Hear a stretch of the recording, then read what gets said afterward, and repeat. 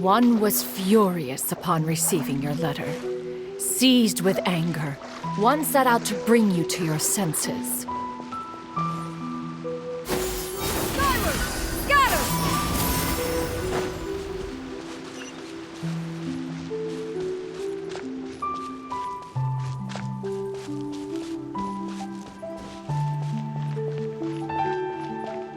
Yeah!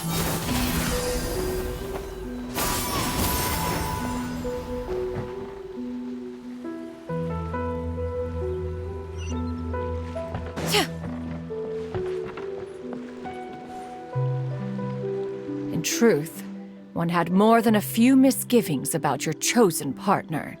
As an exorcist, his talent was lacking. One could hardly say his skill with sigils was any better. But soon, one came to appreciate the devotion he bestowed upon you during your illness. He never uttered a complaint and rarely left your side. Unwilling to begrudge someone of such character, one decided to overlook his aforementioned deficiencies, glaring though they may have been. Wishing to grant you a life without regrets, one gathered many divine ingredients and used one's own blood to create a form of medicine. Though imperfect, it managed to suppress the more dire effects of your illness.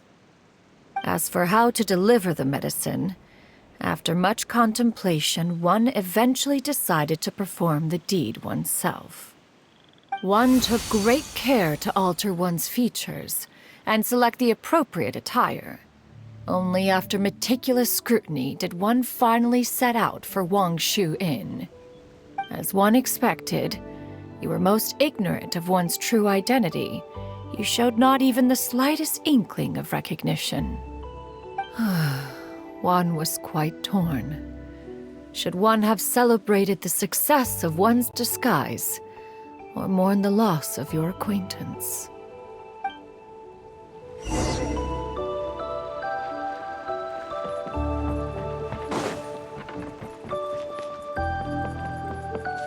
Yeah! Skyward! Scatter!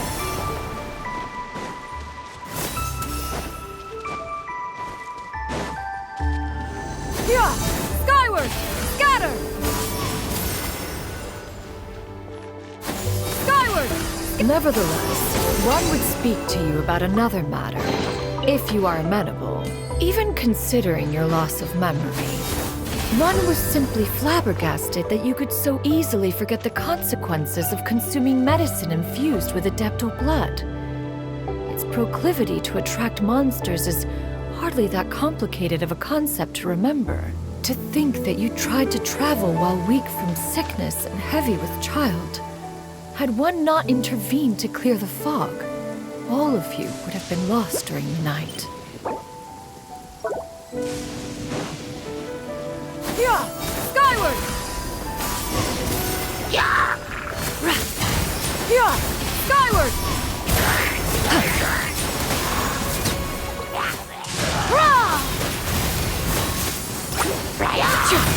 Skyward!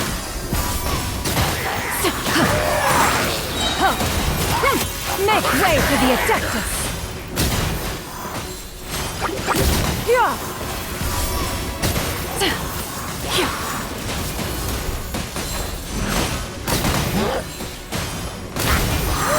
Yeah! Scatter! Skyward! Seize the skies! Those monsters would hardly have pursued you with such ferocity without sufficient incentive. They were likely incited by the presence of godly remains. Said godly remains, in turn, were likely drawn to the trace of one scent on your body. One was, after all, an active participant in the Archon War. Some of the gods were likely shattered by contraptions of one's very making. In the end, one was relieved to see you endure through the night. At the break of dawn, one heard an infant's cry pierce through the air, and one saw you carefully cradle the child to your chest. Although certain mortal matters remain foreign to me, one could not help but be moved by your joy. To see you happy, that was more than enough.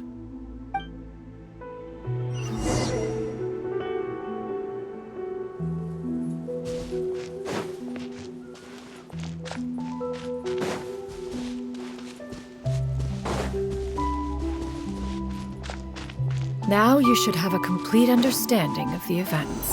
Wait, but if that's true, then the crane who took care of me when I was sick must also be... Ah, one had almost neglected to recount the absurdities of that tale. Yeah! Skyward! Scatter! Yeah! Skyward!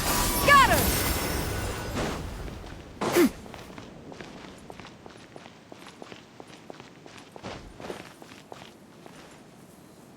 Just as Yuendai troubled one with her antics, so did you give one many a headache. Upon finding you burning with fever, one made plans to bring you back to one's abode for treatment. However, upon seeing one's form, you began to cry, refusing to get on one's back. When one asked you why, apparently you believed that one could not possibly be a true Adeptus, because all illuminated cranes are white from tip to toe. One had no choice but to apply powder to one's body to conceal the variegated nature of one's appearance. You became more than amenable enough when one stood before you devoid of any other coloring. It bears mentioning, however, that as a crane, Yuendai was nearly entirely pure white in color. Though you had never encountered her in that form, you still recognize the essence of her being. Perhaps fate brought you two together in more ways than one.